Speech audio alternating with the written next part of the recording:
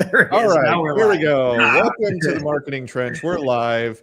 Today, we're going to be talking about the digital marketing playbook for mortgage lenders, and we are very happy to have our featured guest, Bill Rice of Kaleidoco. He specializes in helping mortgage lenders generate leads and convert their business from a brick and mortar operation to one that is targeting consumer direct in a digital environment, which is challenging. It's not a straightforward process at all, especially if you're used to seeing people in real life. You know, we're living in a digital world, and it's not exactly a one-to-one conversion. So we're going to be talking about that. What does it look like to build your new storefront, which is your website, right? That's where the digital space exists, and some common flaws that people have when they're building these websites. Also, what it looks like to walk a customer through that journey when you're not talking to them face to face, but when you're maybe having an asynchronistic conversation with them via digital means, right? If you know what that means, you know what that means. And if you don't, you will find out. Bill, welcome to the Marketing Trench. Thank you for joining us today. How are you? Yeah, I'm doing great. Thanks for having me as part of this. This is super awesome. Yeah, no, we're looking forward to having you on. And you came on a good day because Ricardo's here. So that means all the boring stuff will be gone. But Ricardo's not here. Oh, yeah. That's right. Ricardo's not here. Yeah, of course. Wow, that dig really landed. So Ricardo gets the last laugh. Yeah. So, Bill, tell us a little bit about yourself. How did you found this company, and what are you aiming at here with this business? Sure. So we're Kaleidoco. We're a lead generation agency. A little bit unique in the sense that we only focus on mortgage lenders and actually law firms. Got a long history in this business. Actually, I entered into the lending business around 2000. I was part of a team.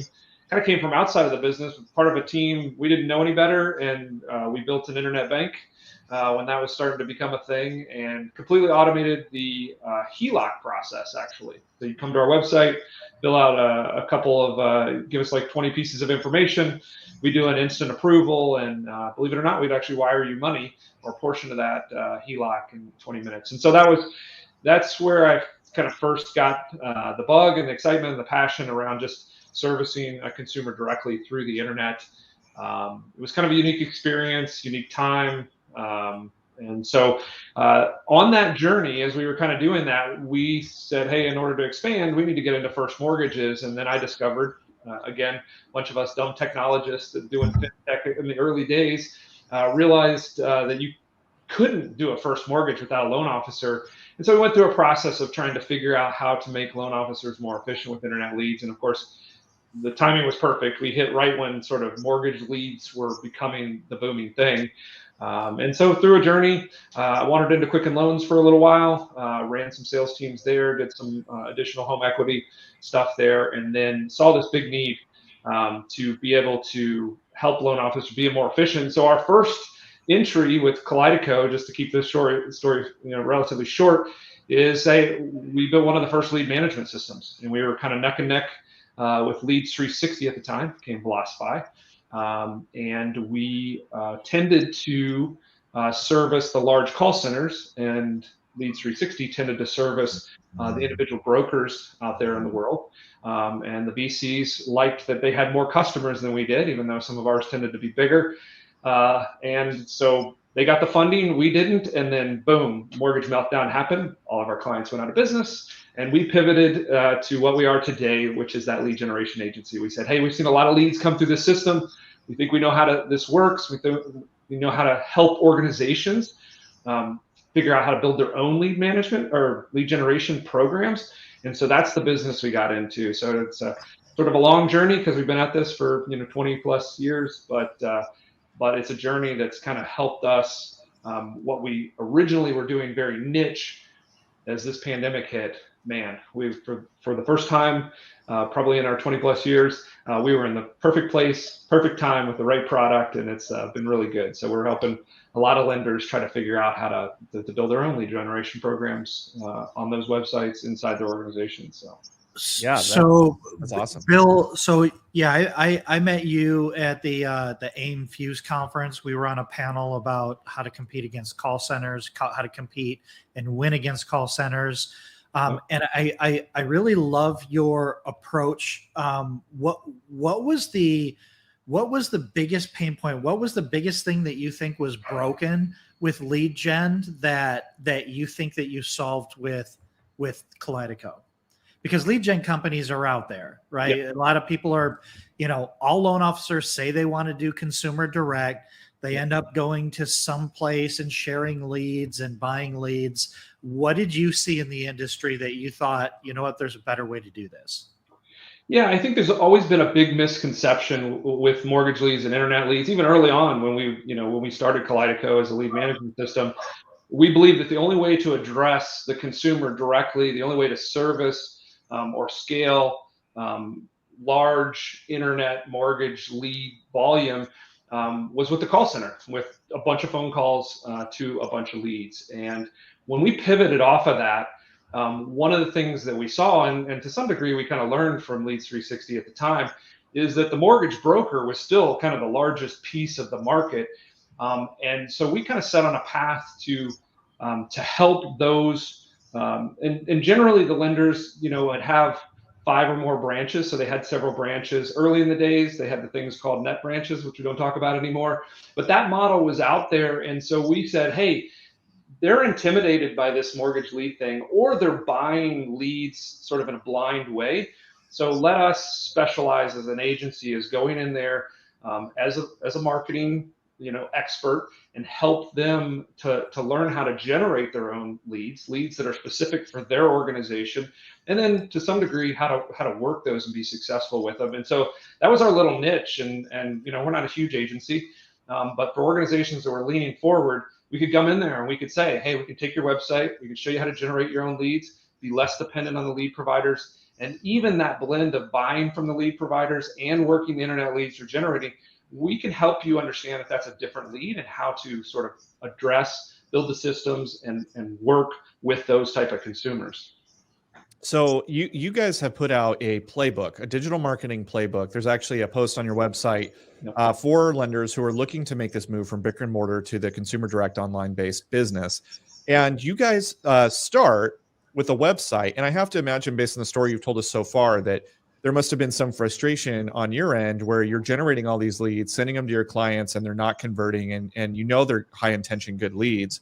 And it looks like, based on what I read over at Kaleidoco, that you guys took that assessment and said the first point of failure is the website, so we have to get that right. So let's talk a little bit about that. You call this the new branch office, is how you position a website. At a high level, what do you think lenders who are making this pivot need to understand, and what do you think are the first steps there in getting that new digital branch right?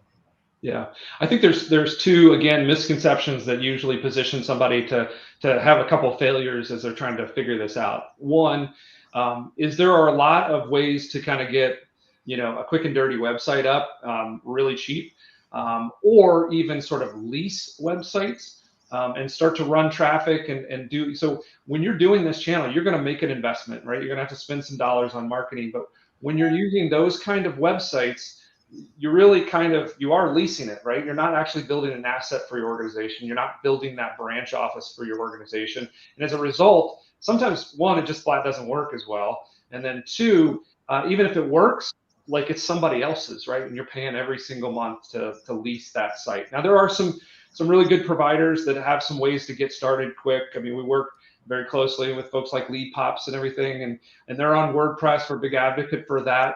WordPress is kind of an easy way, but kind of the first thing, just to sum it all up, is make sure that you're building and you're thinking of it as an asset, and you're actually investing in something you own ultimately, or you're going to get to a place where you own it. The second thing, and I think this is the one that hurts people the most, is when they think, hey, we need to go consumer direct, or we need to generate leads. They look at Bankrate, and they look at Zillow, and they look at LendingTree, and they're like, or NerdWallet, and they're like, oh, we have to build this huge content website, and we have to compete with the big boys like Rocket and Better and all these sort of folks. And they think that it's just out of their realm of possibility. Instead of, one of the first things we do is take an inventory of what they have. And so a lot of times you can leverage things that you have that they don't. One of the things that we love to put on websites that just draws in free traffic is branch pages, right? Because it's really easy for you to rank and draw in traffic and even pay for traffic for an FHA loan in Cincinnati if you have a Cincinnati branch page, right? And then the other piece to that is investing in the loan officer profile pages. and actually branding, because these are all little micro niche brands, right? You can kind of own your community. People land on that page, they feel like you're a part of the community. Then they see all these loan officers that, again, are part of their community that might even know it. And so leveraging some things that have worked in retail, but that you can actually digitally create some similar experiences. And so often we see people put up a brand new website, they want to generate leads. There's no branch pages. They don't put any loan officers on there. And loan officers create a lot of activity. So if you look at your analytics, you're going to see your loan officers' names as your top searches when you launch your site, guaranteed. Interesting. What I like about your approach, and this, I think we kind of address this when you talk about how you compete with call centers. Call centers, a lot of times, they have an opportunity to identify high intent traffic, like they can get people to fill out a form.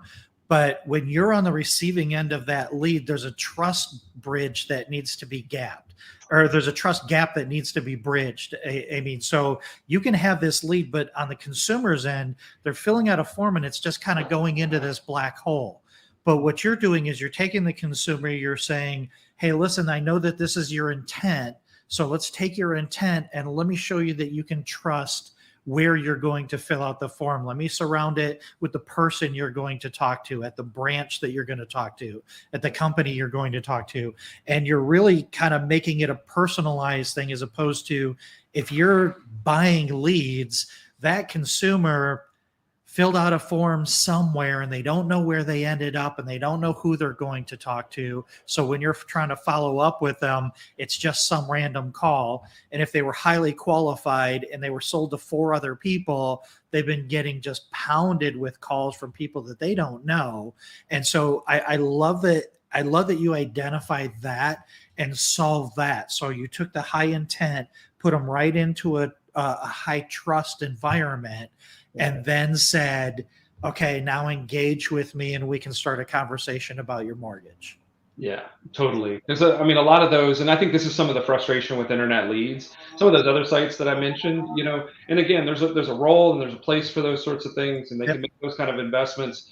But oftentimes, those people are very early in the process. They're researching, they're trying to figure it out. They don't even know what it is to get a mortgage. Yep. You can capture those people that are really higher intent. You should feel very competitive and very confident in being able to compete against some of those bigger players, because just by putting faces on the website, I mean, think about the websites you go to for services and stuff. The minute you see an address, like, and a phone number and maybe a face or two that looks like real, there's so much more authenticity there and credibility. And like I said, the trust is bridged much quicker. So leverage those things. I mean, retail, I think too often mortgage brokers feel inferior. But you've got leverage in a lot of ways. And so, take inventory. I'm a big fan of this in anything you do in life. Just take inventory of the assets you have and figure out how you can kind of mix up those ingredients to make a better soup. So, I would love to talk a little bit more about what you have in mind when you say have a branch page and have pages dedicated to your loan officers, because when I hear that, I think of something like generic contact page for a branch, or your generic kind of bio page that every website has, but it's a total template. It's got, somebody's headshot, maybe some qualifications, maybe a little bio, and that's it. Yeah, but I have to imagine you have something more compelling in mind. So what might that look like? Yeah, it's interesting. You're not too far away. I mean, just the fact that you have something there. One of the things that Google has moved to in recent years is they like to reward the local player. And so the two things that and I love working in patterns, but the basic pattern that I use for a branch page is a branch landing page. In a lot of ways, it'll look very similar to the home page, but the traffic that actually comes to the branch page, often that's the entry point. So it is kind of, for all intents and purposes, it's the homepage for someone in Cincinnati, right? And so on that, I want to immediately have some local, a lot of times we have pictures and those sorts of things. I want it to be local. I want people to recognize, oh, like I know where that is. And so it immediately has to have, as soon as they just hit it, it has to have a sense of feeling like, oh, this is local. You know what's going on here. And then, again, this is something that's often made as a mistake. I'm going to go ahead and I'm going to make that CTA, right? Because like 70% of the people that come to our website kind of are ready to do things, especially locally, or ready to reach out. So I'm going to go ahead and give them some call to actions, give them some lead paths. We leverage that kind of technology. Hey, are you going to purchase? You're going to refinance? And then the kind of the next thing in that pattern after that is very local information, right? In the sense of local address. I'm going to have a local phone number. I'm going to have a local branch manager and email. I'm a big fan of exposing contact information. Hey, I'm in the business of sales. My cell phone, my personal cell phone, has been on the internet since like 1998, right? So, and it's never caused me problems. So if you're a loan officer in sales, like, be generous with your contact information. Then below that, I like to show that I have a branch full of local loan officers. And so we do headshots and some of that local information. Once you go into the profile page, now one thing to understand about the branch page is most times from our analysis, most times people don't go through a directory and pick a loan officer. It's almost impossible. So they're going to go ahead and convert on the CTA. So the purpose of the loan officers below there is not to give them something to pick and choose who they think looks the prettiest, and they're going to go with that person. In that context, it's just to show, hey, we've got people here, they're local, they look like you and I, and just show that, right? It gives weight to a page and credibility. So most of that traffic is going to push through the lead path for the branch, it's going to come into the branch, and the branch is going to distribute the normal way they do leads. Mm-hmm. The individual loan officer page, the user experience there is, there's probably been a conversation, or one thing that people always forget is, people don't hand out business cards anymore, right? And if they do, they get thrown away. The way a referral happens today is, hey, if we're discussing something, you need to talk to Scott. And they're going to give you a first name and a last name, or they're going to just tell you, hey, Scott in Flat Rock can handle your mortgage or whatever. You're going to type it into Google. If I have that profile page, I'm going to be the #1 ranked for the loan officer. I'm going to get them on that page. And then it doesn't have to be too much more complicated than what you described. A picture, a personal story, hopefully they put their own flavor and voice into it. Contact information, direct contact information. I don't like to necessarily put a form on there. If I do, sometimes it will be a loan application, because sometimes loan officers like to push them through that.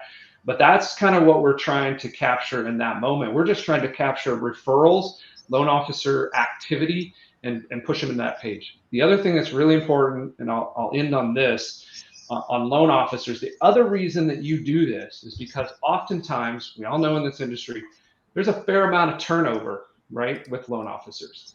So if you hire a hotshot loan officer that's been somewhere else and you don't do that loan officer page, guess where all the traffic for all the activity that you're going to generate goes?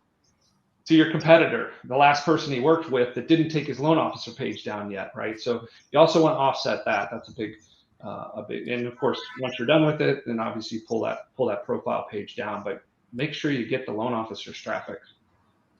And have you ever put like personal photos, not just professional photos, on some of these individual pages, like maybe a photo of the office of the loan officer doing hobby, like out here it might be surfing, or maybe them with their family, or maybe if they're involved in like Habitat for Humanity, stuff to personalize them a little bit. And if you've done that kind of thing, have you noticed a higher conversion rate of any kind, or is that not really necessary? You can just stick with the professional headshot and the information you've already discussed.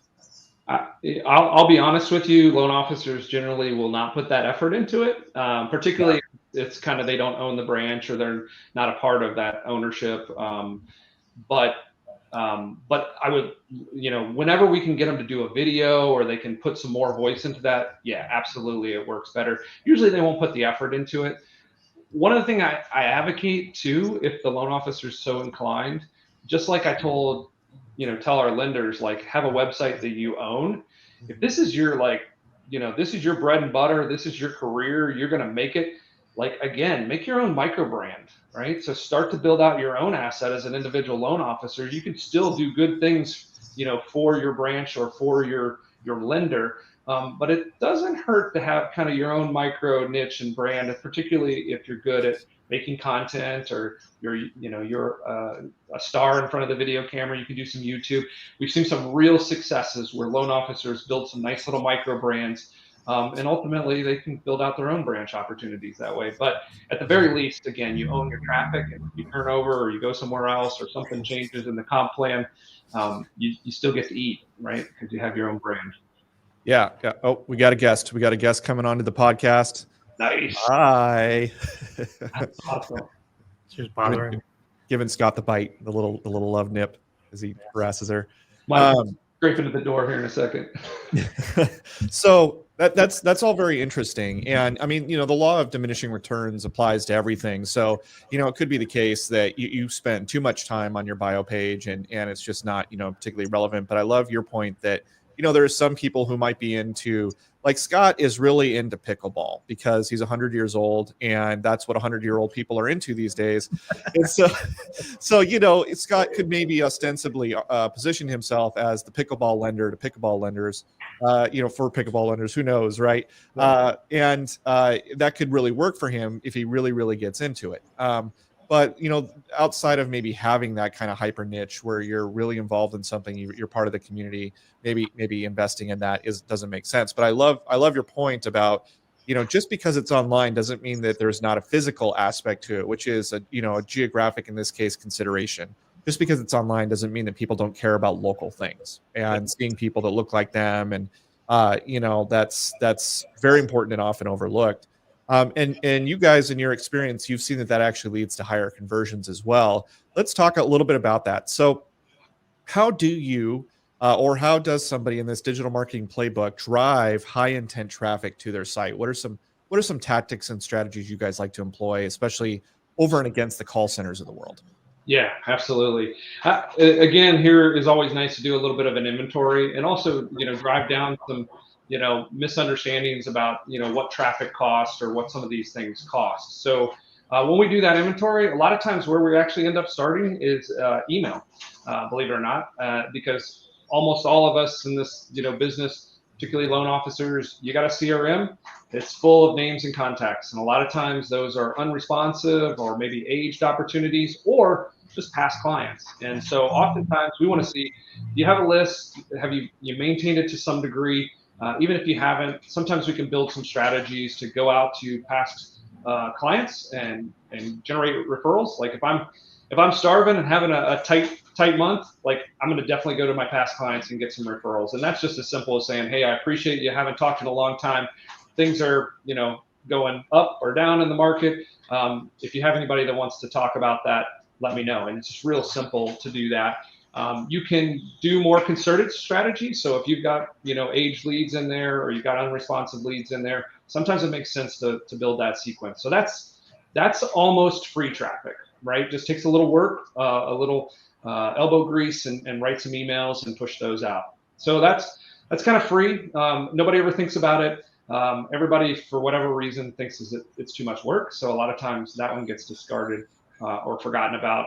The other one, and the second one that I go to, and I always think in terms of sort of short term and then building investments for the long term.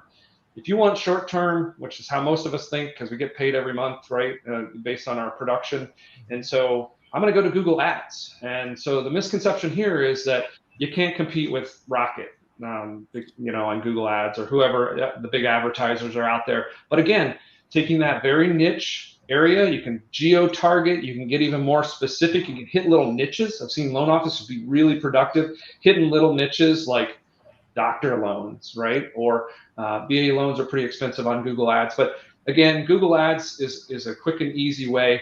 The only caveat to that is that generally to get the results you need, you're probably going to need an expert because Google Ads is getting more and more complex in the back end, but experts are not very expensive. I mean, usually, you're paying a few $100s for someone to set up and manage, even a really good PPC manager. And then of course you've got the spend itself, but putting together a package where you're spending like $3,000, which is what, a couple loans at the best, and you break even, you can be effective and get yourself a handful of leads at the loan officer level. And even at the lender level, you don't have to go much beyond that, and you can get 50, 60, 100 leads pretty easy through that channel. So, and then building for the long term, of course, there's nothing that beats good old-fashioned content and SEO. And again, you put your own flavor and angle on it, and don't be intimidated. If you just start writing about, there's really two things that I like to write about. is the loan programs themselves. There's a lot of nuance and context around that. You put your own voice on it. You have a website that sort of locally orients you. Again, Google likes to reward the local player. So when somebody searches in a local area for even very specific, highly competitive loan programs, oftentimes you'll get a little piece of that pie. And then the second piece there that I like to write about is the questions. And everybody talks about this. What are the questions? So you can get, we've talked in our session about picking up the carnage of the call center. And so what call centers do is they actually churn out and disapprove and frustrate a bunch of people that go back out, and they looking like, why was my income, my bank statements not sufficient? Like, why was my, whatever they told me was wrong? They go looking for that, and you can pick off, like, so if you're in the non-QM business right now, man, there's some super cheap, easy traffic to be picked off there. YouTube, another great place, second biggest search engine. Most people, including myself, when I want to learn something, a lot of times I go to YouTube first. So again, using the same sort of strategy, but just getting in front of the camera, doing, it's a little counterintuitive too. Facebook's like really short, but YouTube, about 15 minutes. You can really dig into a topic. You can also use those YouTube videos for email. It really personalizes things. So YouTube's another one. And then, believe it or not, the very last thing that I wade into, because I think you kind of mentioned this before, there's a lot of investment for kind of so-so return, and that's just social media in general. So for the average loan officer, unless you just kind of love it and breathe it and understand the channel, and it's just a part of your personality, believe it or not, Facebook, Instagram, all those things are pretty hard to get going at a level that's going to be productive for you, because it's a total interrupt channel, right? So there's one strategy, interrupt them or become an influencer, and both of those take time and energy and personality. Yeah, I'd like to unpack and build on a bunch of that stuff. You just packed so much meat into like a really short explanation, and you're 100% right on all of that stuff. The one of the things that we talk about, and we've done a couple of episodes on this, is understanding consumer intent. Mm-hmm. And on Google, the consumer is already problem aware, and they're already partially solution aware. So mm-hmm. they're looking for a provider to help them with the solution that they've already identified. And that's why Google is so important. And people say, yeah, it's more expensive. Well, it's more expensive, but you have to think of things in the scope of cost of acquisition. Yeah. And the cost of acquisition for a mortgage loan, it's traditionally been right around that $1,000 mark, but anywhere from $1,000 to $1,200 in order to get a closed loan is going to be, you're going to be doing really, really well. When you talk about expensive on Google, you're talking $20, $25 clicks as opposed to $2 clicks on Facebook, but right. Those are high intent traffic, and they're looking for a specific solution.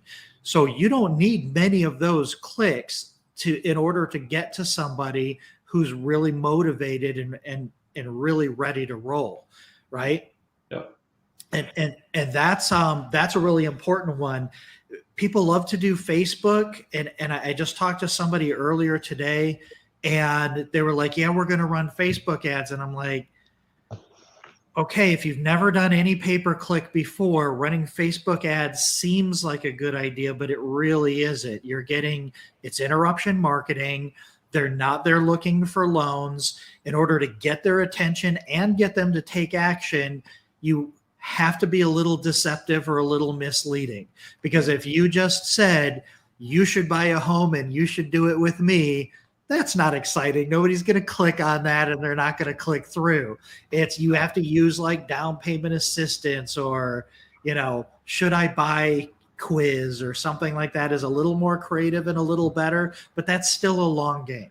Yeah. And there's still a conversion piece that needs to take place there.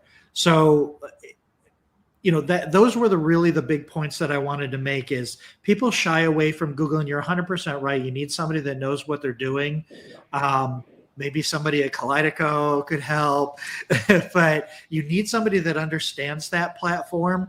But it's okay to spend $800 to $1,000 in paid traffic in order to close one loan. And that's where you should have your expectations, because they're on Google, you're not going to have that 6 to 18 month maybe period where is the sweet spot. A lot of organic traffic and a lot of Facebook traffic, organic traffic especially, a lot of that is probably 6 to 18 months away because they're just doing their homework, they're doing their research. But that timeline is exponentially escalated on Google. They already know what they want, and they're just looking for somebody to help them with it, for the most part, right? It much more than any of these other much more than any of these other mediums. And I would say the same thing with YouTube, right? YouTube is usually they're problem aware, and they're typically solution aware. They're just looking for the person to provide them with that solution. And I love video for that, because like you said, there's nothing better than not only showing your personality, but them getting to experience your personality through video. Is just one of the best trust assets that you can use for converting that traffic or converting that click into a conversation, which is ultimately the goal here. That's all we're really talking about, is trying to convert clicks into conversations. We're using the word lead. I hate the word lead, because they're not leads. They're people that are looking for information, and you have that specialized knowledge and information. And our goal as professionals, mortgage professionals, should literally only be the one that they ask the questions to, because that gives you an opportunity to show your knowledge, show your experience, listen to them, identify their needs, and earn that trust. So there are clicks in this equation, but conversations are where we make our money, right? And these trust assets and this path that we take them down is so vitally important. But the problem is, all of the vendors in our space, they won't have this conversation with you, because that makes it sound too hard. It makes it sound complex. They're just like, oh yeah, we can get you. I mean, I don't know about you guys, but I guess because I'm just in the business, every day if I go on Facebook, $2 leads from Facebook, and you're just like, yeah, that's worth way more than that is on the price of your soul, to invest in a campaign like that, unless you're fully prepared to take that thing and leverage that long game. So yeah, this is why you and I connected, Bill. You've really got this dialed. You're doing it the right way. You're putting the right things in place. And it sounds like you're having the conversations with your clients, and managing their expectations and setting up realistic expectations that, listen, we do these things, we spend this money, we will have some short-term gains, but we're also working on your long game. And the more we do this, the more we're building up your long game. And we haven't even talked about the database. Right? When you're doing this paid traffic and you're building this database, now you've got this database that you can start marketing to. And if you're creating content, you're sending that out to that database. Hey, I'm still here. I'm still an expert. I'm still trustworthy. When you're ready, I'm here to answer your questions. So that's why I love your approach. Yeah, and that's the beauty. I mean, in a lot of ways, if you're comfortable with content, I know you're a big believer in content. The other thing that keep in mind, and why this investment is good, and why you can kind of do a few of these channels, the more they hear your voice, the more they hear the way you talk and the way you think, they come pre-sold, right? When you buy a lead, or you are less, are more superficial, you just kind of drive in traffic, and you don't have any content there for them to consume. They come with all the baggage of everything the crazy uncle told them, or Aunt Susie told them about their experience, or some other lender who wasn't as experienced, or loan officer who wasn't experienced. They come with all that baggage. But if they're actually seeing you and coming to you through your lens, through your content, and when they come there, they're already speaking your language, right? They're shaking their head as soon as you start talking, because they've already heard it. It's kind of a subconscious thing, and they believe in it. That's why they reached out to you. So there's a lot of good things that's worth that investment. And man, loan officers and the lenders, who build the organizations around these loan officers, like, you guys are experts. Like, lead with that. I mean, you get into the B2B space and the other space, they talk about, being the expert all the time, and we just don't talk about it enough in the mortgage industry. And that's what loan officers are. That's what lenders are. We're experts, and you guys should lead with confidence and put some of that content out there. Even if it's the same content of other people. It's been covered, sure, but let people come through your lens. Yeah, use your voice on it. Absolutely. Yeah, no, it's this is such especially when rates do what they did now in the last year, people get into this transactional mindset, and it's just I need to do the transaction. I need to do the transaction. They're not thinking about those trust assets. But you said it 100%. We're in the know, like, and trust business, right? For the most part. I mean, there are consumers that will, go on these call centers, and they're easy enough that they'll just slide through and they don't ask any questions. They're not getting any financial education. They're not getting any options given to them. They're taking what they're giving. They're not asking questions. And if their credit and income is good, then they're going to slide through, but they're not any better off for it.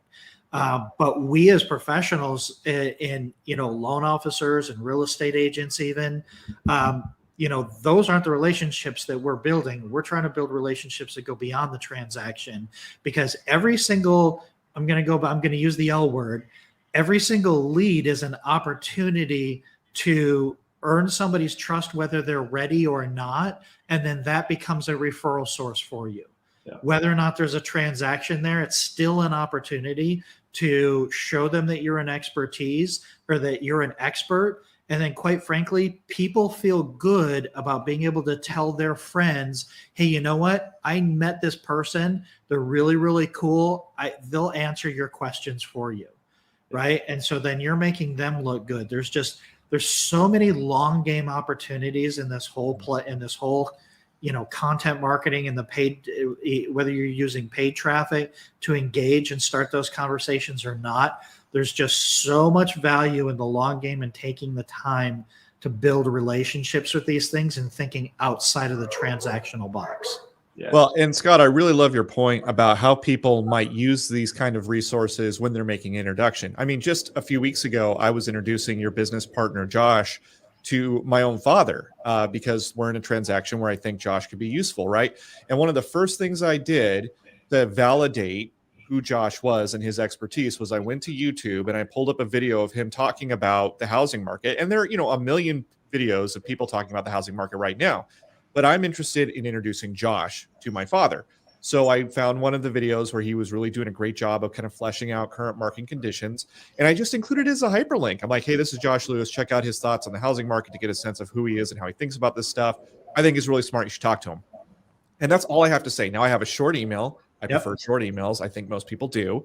And then I let, if my dad wants to do the work of actually, checking out this person that I have referred him to, you can just click on the link and then literally let Josh speak for himself. Right. Yep. And so I think that's such a powerful resource.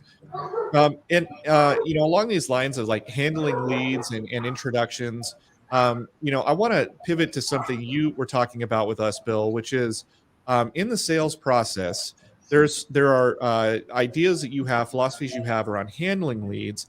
And one of the first things that jumped out to me was your argument that the whole speed to lead idea is misleading. Can you talk a little bit about that? Yeah. So, I mean, speed to lead has been a cliche term that we've been talking about for years. And early on, there was a good case that, the speed to lead, because telephone, was the primary means of communication. That's what consumers were comfortable with. That's what lenders did. That's obviously the leverage that call centers brought to the whole operation. But that's just kind of set around and continues to be persistent. And there's some data and some studies that kind of go around that. But I think where people, and from our own testing, where we need to sort of broaden the understanding of that term is follow-up. Instant follow-up is essential. But the speed to lead in the context of being the first one to make a phone call to that person is absolutely dead. And anybody that's in the business can vouch for that. One, you're never going to win that battle. And two, I would say the vast majority of the market will absolutely not answer a phone call. I mean, as it gets younger, it gets even worse. Like my kids don't even know their phone actually makes phone calls, right? Because that's just not the way it's right? So, and the other thing that's happened too, and I think, again, loan officers, especially old school folks like us that have been around for a while, we kind of think that text messaging is rude, but it's not. It's actually kind of the preferred, like, polite way to reach out to someone, and that's given us, anywhere from 20 to 40% contact and response rates, because of the simple fact that then, and you got to think about the user experience. A lot of times we don't sort of start there, but you fill out a lead, right?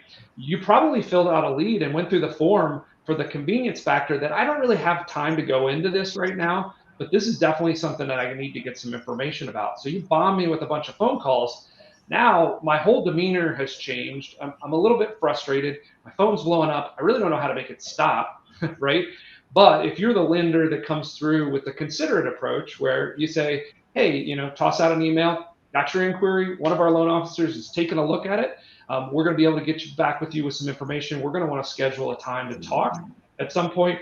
And then a few minutes later, you hit them with a text message. Hey, I'm your loan officer. Wanted to schedule a good time. Again, I'm driving everything to an appointment because, again, this is, especially through the pandemic, this is what our world has become. People are very comfortable with Zoom calls. They're very comfortable, like everything, like Calendly just must have blown up. Like everybody got like even the consumer, right? It used to be a B2B thing. Now it's the consumer got super conditioned.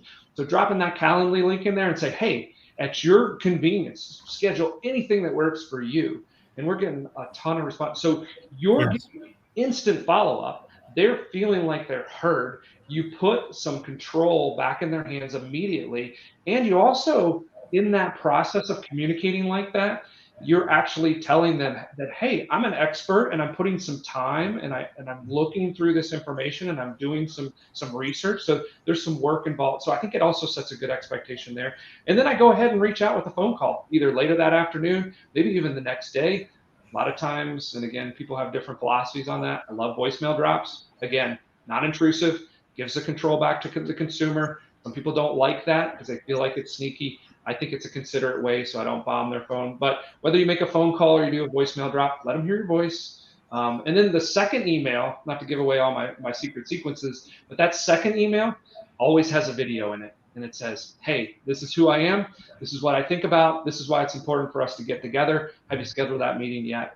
So again, the whole cadence to me for that speed to lead, be considerate, put control in their hands, let them schedule an appointment that's convenient for them. And my second move is to actually get in front of them with video and show them who I am and how I think and whether or not, we can have a good conversation. And that seems to be the magic. Yeah, Bill, I love that you mentioned the Calendly link because that was one of the things that shocked me the most over the last couple of years is consumers will schedule a time to talk to you on your Calendly link. Yeah. And you're completely empowering them. It's their time. You're not going back and forth. Well, what's the best time? What's the old I have Tuesday available at 1 or 3, which is the best time for you? And you're going back and forth with these people. No, listen, here's a link. Jump on my calendar. Let me know the best time. I'm going to send you a Zoom link. You and I are going to have a face-to-face conversation. The pandemic has been the single greatest thing that ever happened to video conferencing that has ever happened. And now we can make real personal connections over Zoom calls, and it's not foreign to anybody. Everybody knows what a Zoom call is. Everybody in America, everybody in the world knows what a Zoom call is now. So if you're like, hey, let's have a face-to-face conversation at your convenience, click this link. It is so powerful, and yet so many people don't know about it, and they're not using that as part of their conversion or conversation process. So that's a huge takeaway. And even the video, you can even deliver video in SMS now. Yep. Or MMS, right? So you can do a little video and it can be, I don't know how much automation you use, but I was on a call earlier with the guys at Bonzo. Yep. right? I think we're going to have Jason on here on one of the episodes. Good. And really cool, really smart people. But you can do a little video that you can send on a text. Hey, this is Scott. I got your information. I'm really looking forward to talking to you. Click on that link right in this text. Schedule a time on my calendar. Let's jump on a Zoom call. That's automated. That's out. It's not speed to lead. It's speed to acknowledging the contact and then empowering the consumer to schedule something on their time and then personalizing it. And, I just love these things because you're right. I still think that people think that they got to get on the phone. Mm-hmm. And, you've been in this game long enough. You remember, well, when you get the lead, they're in front of their computer, so you should call them right away. Yep. And you're like, no, they're at work and their boss doesn't know that they're filling out forms online. They're not going to answer that call, yeah. or they're in bed at night. There's a lot of calls that come in at night and you don't want their phone ringing. So. Yeah. And weekends and and I think there's a mindset that goes along with this too. So we won't overpitch Bonzo, but we actually use Bonzo ourselves and we advocate for our lenders. So if you reach out to Kaleidoco, and I think this is the perfect market for loan officers to kind of adjust and feel comfortable adjusting this mindset. If you reach out to Kaleidoco, we have completely automated that initial outreach. And until you schedule a discovery session with you, we're not even, and this is secret sauce, and this probably maybe sound a little bit bad, but we're transparent and open. We don't think about you until you schedule a discovery session, because I want my sales reps only having discussions with people that want to have discussions with us. I don't want them chasing leads. I don't want them wasting time in their database, sending out emails that nobody's reading, making phone calls that nobody wants to answer. And I think loan officers in this market is rich. There's lots of leads. Start to build your systems so that you can do things like that and you can be efficient in different markets. But right now, you should only be, really focusing your attention in those high value, expensive resources on having real discussions with consumers that want to talk to you, right? So don't showing up for those Calendly appointments. Yeah, totally. That's where you should be spending your time. Yeah, and build a ghost sequence, because they will ghost you, right? So when they ghost you, again, put that into automation. Don't chase those people down. Just have a sequence that says, "Hey, seems like that wasn't a great time. Let's do it again." And again, don't worry about it. And don't take them ghosting you as they're ignoring you or they don't like you, because the overwhelming majority of the time they're just not ready yet. Yep. They did it because they wanted to get early information. It was funny. I was actually just talking to Jason at Bonzo yesterday, and I was telling him about this part of this. So Ricardo, who's not here, and even though we dig on him every once in a while, he comes up with a decent idea. So one of our sequences that we came up with a couple of years ago was a stay in touch. It was a stay in touch email, and the subject line was stay in touch, or it was a text and an email, and it just said, "Hey, I'm going to take your no response as a not now or I'm not ready." That's perfectly okay. Some of my best clients, it takes 2, 4, 6, 12 months until they're ready. So I just want to let you know, we're going to stay in touch. We'll talk to you we'll send you something once a month, remind you that we're still here. And then you set up that automation.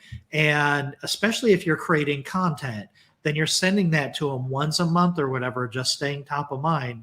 But no, I love this, man. You're saying all of the things that, took me years and years of trial and error and figuring it out. So one of the reasons I get excited about talking to people like you is it validates that same hard trail of tears journey that I've been on for over a decade of consumer direct engagement, and it's evolved a lot in the last 10 years. It's evolved a lot, I would say, in the last 3 years, and I would say it's evolved exponentially in the last year because of the pandemic, because it really made a lot of these things that we knew were convenient ways to communicate with consumers. It made it mainstream and it made it normal.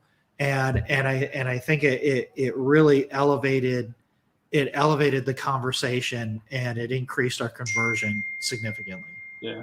Well, one thing too, and you kind of touched on it a little bit, and I think sometimes when you watch one of these conversations, you hear all these great ideas, you get just as overwhelmed because there's so many things you could do, there's so many things you should do. Yeah. We always advocate, particularly if you're kind of doing it by yourself or you're not doing it with a supporting agency or something like that. And you can definitely accomplish big things, independently as a loan officer or just figuring it out as a lender yourself. But just take a little facet, just get one step at a time and iterate. Like if you can you will beat like 80% of the market if you just, when you get a lead, automate an instant email reply that says, hey, I got this, I'm taking a look at it, look for my call, I'm going to try to call you in the next few hours. Just do that one email and make it automated, and you'll beat like 80% and deliver a better experience than probably 80% of the industry. So take like a little piece, get a little piece right, and do it. Maybe you've got a database of emails, just write 3 emails and send 3 emails in a row to that dead database, and you'll probably get a handful of leads out of that. So just take one little thing, build on it, and then just iterate until you get all these great things in order. But don't be intimidated by you don't have to boil the ocean. Get one little thing, it'll make a huge impact. I love that. Yeah. No, you're definitely at 80% with an email. That goes up to about 97% with a text when you accompany it with a text, especially with new leads that are coming in. Yeah. Old leads for sure. You want to do the email, but yeah. Where are we at, Dustin? We're about at time here. Yeah. So, Bill, I want to use the last couple of minutes here and let you talk a little bit about Kaleidoco. And I'm especially interested, anyone who's listening to this podcast this far, probably high intent, very interested in pivoting their mortgage operation from brick and mortar based to digital based. When is a good time for someone in this position to reach out to you? Who is an ideal client for you guys? Just kind of give our listeners a sense of whether or not they might be a good fit for you or vice versa. Yeah, there's kind of two good fits, and there's kind of a third one that we're trying to address, and we still love talking to. So kind of our bread and butter is a lender that's probably anywhere from 3 to 10-ish branches. And they've been traditional retail model, and they're trying to figure out consumer direct, and they're trying to figure out how to lay it in their organization without turning it completely on its head. So we love those kind of problem sets. We've got a playbook that works for that. We also like to tuck in with really large lenders that are looking for a more traditional lead generator, whether that's us helping them increase the volume of leads that they're providing to their larger platform, or we're just one of the feeders, right? So we have some models that allow us to, on a per lead basis, feed into those bigger models as well. And then the other people that we love to talk to, and this is why we were at AIM Fuse, is we love the branch managers. We love the 1 or 2 loan officers that are forward leaning. They get the internet. They like the internet. Maybe they're a native of the internet, and they want to sort of just, how can I leverage this, and how can I build a business off of this? And so we've got a ton of content on our website. You cited some of that. We've got loan officer playbooks. We've got mortgage playbooks. We're building out some more sort of formal education around those things. We also have quite a few YouTube videos on my personal channel, and we're getting ready to ramp that up as well, where we kind of take you through a bunch of conversations kind of like this. So if you look for Bill Rice on YouTube, you do anything, if you're interested in age leads, I'm a big fan of age leads and how to leverage those. So if you search for age leads, you're going to find a bunch of my content. So we love, and we're willing to get on phone calls and talk to those people and help them sort it out, so we can get them to a size that we can maybe take over and help them scale a little bit larger. But yeah, kind of our bread and butter is that half dozen to a dozen branches, and they're trying to find that consumer direct model. Yeah, that's fantastic. So if that's you're listening to this and you say, that's me, and I want to talk to Bill, he's singing my song. You can find Bill over at kaleidoco.com. That's spelled Kaleidico, kaleidoco.com. You can, like he just said, look on YouTube for Bill Rice. and find his videos, and there will be links there. We'll also have links in the show notes if that's helpful to you. And by the way, if you're listening to this on YouTube and you are not yet a subscriber, it would help us a lot if you would like this video and subscribe to our channel. We'll notify you when we got new videos coming out. We normally release a video every Friday around 1 p.m. Pacific time. Yeah, we would appreciate building that subscriber base up. We're trying to get to 100. So if you are listening and you haven't subscribed yet, please do subscribe, and tell your friends about it too. You can find Scott over at findmywayhome.com. He's got fantastic resources, especially if you're a lender listening to this podcast. He's got some really great write-ups, some great content over there. And also you can find his YouTube page. Find My Way Home has a YouTube page. We link to it on our YouTube page. And they've got tremendous resources, video content there for you as well. If you're building your business, trying to learn how to position your brand, anything like that. Or maybe you're just trying to figure out, hey, I'm a lender. What the heck kind of videos should I be creating? Pay attention to what they're doing over at Find My Way Home. You can also find Scott's other business, Buywise Mortgage. Look them up on YouTube and just basically steal their content. It's really good. So you should just do everything. Whatever Josh Lewis is doing, encourage it. Do that. Yes. What do they say? Imitation's the highest form of flattery, something like that. That's right. Yeah. Modify it 30% and Google considers it original. There you go. That's my motto. That one's for free. Awesome. And then you can find me, my team over at lighthouseescrow.com. If you are thinking about refinancing your home, we'd love to work with you. If you're thinking about selling or buying a home in California, we'd love to work with you. And if you're trying to figure out, hey, I'm going to sell my house, how much money can I walk away with? Lighthouseescrow.com, go down a couple scrolls, find that free closing cost estimator there. We'll tell you how much cash you could walk away with. And then finally, our invisible. If you're desperate and have no other options, you can find moderately interesting information at ricardobueno.com. He has to show up to get the white glove service. So. ricardobueno.com for our long lost. He's actually giving a speech at some conference because he's famous and people care about what he has to say. Ricardo's brilliant. Absolutely go there. Yes. Yeah. So we don't say that to his face. No, we won't. No, we can only say that when he's not around. But that's right. He is around. He's a drunk that we don't like to talk to. Well, that's all for today. Bill, thank you so much. Thanks, Bill. Yeah. Good to see you again, man. Real joy. All right, guys, that's all. Until next time, this has been the Marketing Trench. See ya.